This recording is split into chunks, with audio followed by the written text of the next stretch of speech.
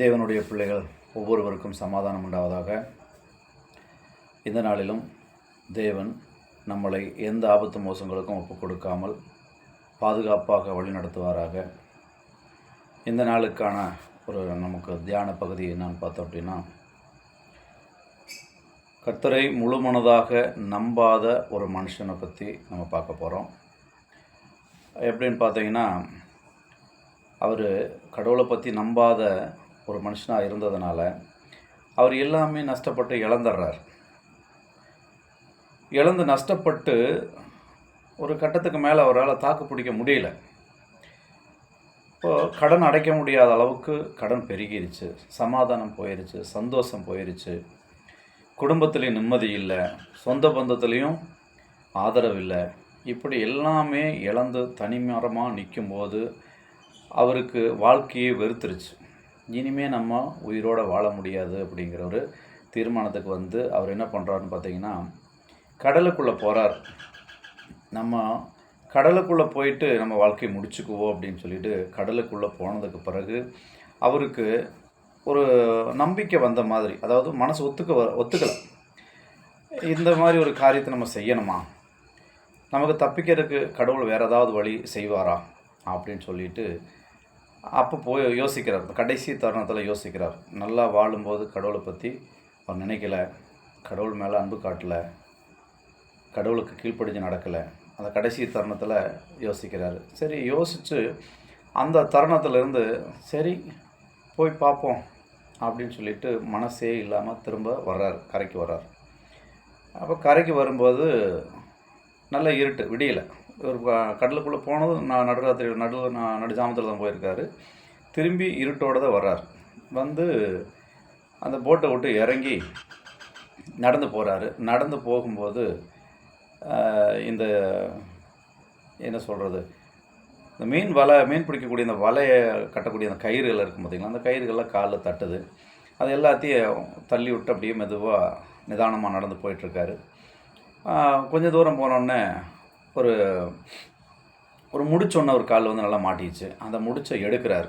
எடுத்துட்டு அதுக்குள்ளே கல்லாக இருந்துருக்குது. கல்லை கட்டி எவனோ போட்டிருக்கான்னு சொல்லிட்டு அந்த கல்லை எடுத்து ஒவ்வொரு கல்லாக அப்படியே எரிஞ்சுக்கிட்டே நடந்து போகிறார்.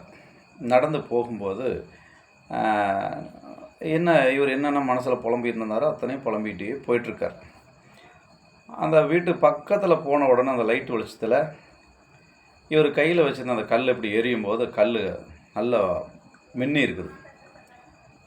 என்னடா நம்ம கையில் இருக்க கல் மின்னுதே அப்படின்னு சொல்லிட்டு அந்த கல்லை வீசாமல் அப்படியே கையில் கொண்டு போகிறார். லைட் வெளிச்சத்தில் போய் பார்க்கும்போது அந்த கல் எப்படிப்பட்ட கல்லாக இருந்துச்சா, வைரக்கல்லாக இருந்திருக்கு. இப்போ அந்த வைரக்கல்லை தான் இவ்வளோ நேரமும் கடற்கரையிலேருந்து வீடு வரைக்கும் என்ன பண்ணியிருக்காரு, ஒவ்வொரு கல்லாக எரிஞ்சிட்டு வந்திருக்கார். கடைசி கல் தான் மிச்சமாக இருந்திருக்கு அவர்கிட்ட. இப்போ திரும்பி ஓடி இருக்கார், இந்த போட்ட கல்லெல்லாம் நமக்கு கிடைக்குமா அப்படின்னு போய் பார்த்துருக்காரு. ஒன்றும் கிடைக்கல.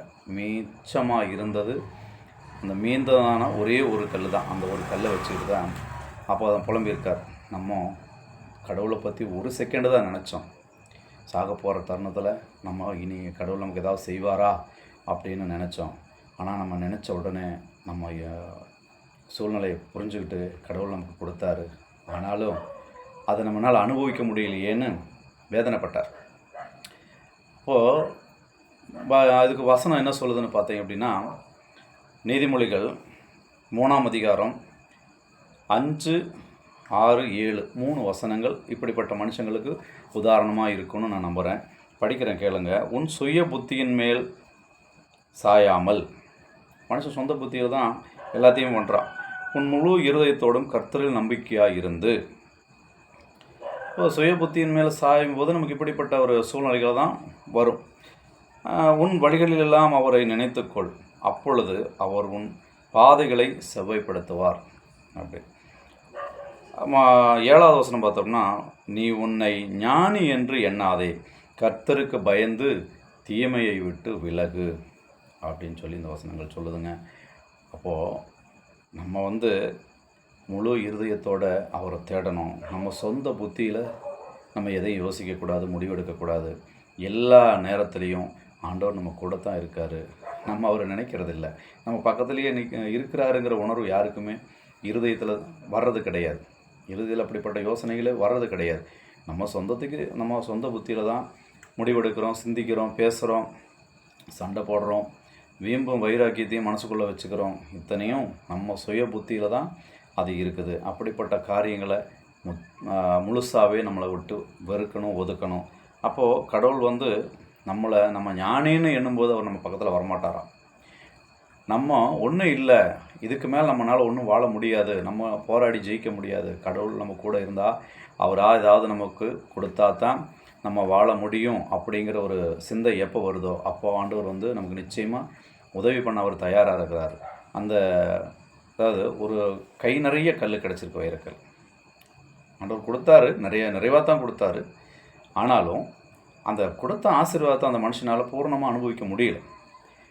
அவர் மனசுக்குள்ளே இருந்த அந்த குழப்பங்கள், அந்த உலக கவலை, அந்த சுய புத்தியில் எடுத்து தான் எரியப்பட்ட ஒவ்வொரு கல்லாக எரிஞ்சிட்டு வந்துட்டார்.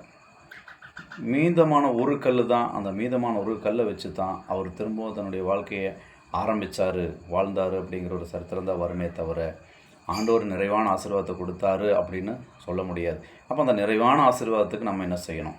கிடைக்கிறதுக்கு நிறைவான ஆசீர்வாதம் நமக்கு கிடைக்க நாம் எப்படி இருக்கணும் அப்படிங்கிறத நம்ம ஒவ்வொருத்தரும் தீர்மானிக்கக்கூடிய முடிவை ஆண்டவர் நம்ம கையில் தான் கொடுத்துருக்கார். நம்ம தான் தீர்மானித்து வாழ்ந்துக்கணும். ஜெபிப்போம். கிருபையும் இரக்கமும் உள்ள எங்கள் அன்பின் நல்ல தேவனே, இந்த பகல் காலம் முழுவதும் எங்களை பாதுகாத்து கொள்ளுங்கள். அப்பா, எங்களுடைய சுய புத்தியின் மேல் சாயாமலும் ஆண்டவரே முழு இருதயத்தோடு உம்மை தேடக்கூடிய ஒரு அனுபவம் எங்களுக்குள் ஆண்டவரே இருக்க உதவி செய்யுங்க. நாங்கள் ஆண்டவரே எப்பொழுதும் உங்களுக்கு பயந்து நடக்கக்கூடிய பிள்ளைகளாக இருக்க தேவன் பாதுகாத்து கொள்ளுங்கள். இந்த பகல் முழுவதும் தேவனுடைய கரம் கூட இருந்து வழிநடத்த நீர் எங்களோடு உம்முடைய தூதர்களை அனுப்ப முடியும். உடைய பாதத்திலே எங்களுடைய ஆவி ஆத்மா சரீரம் முழுவதுமாய் சமர்ப்பிக்கிறோம். காத்து வழி நடத்தும். ரட்சகர் இயேசுவின் நாமத்தில் ஜெபிக்கிறேன். ஜெபம் கேளும். பரிசுத்தமும் இருக்க நிறைந்த பரமபிதாவே. ஆமேன். ஆமேன். மீண்டும் நாளைக்கு இப்படிப்பட்ட ஒரு தகவலோடு உங்களை மீண்டும் சந்திக்கிறேன். ஆமேன்.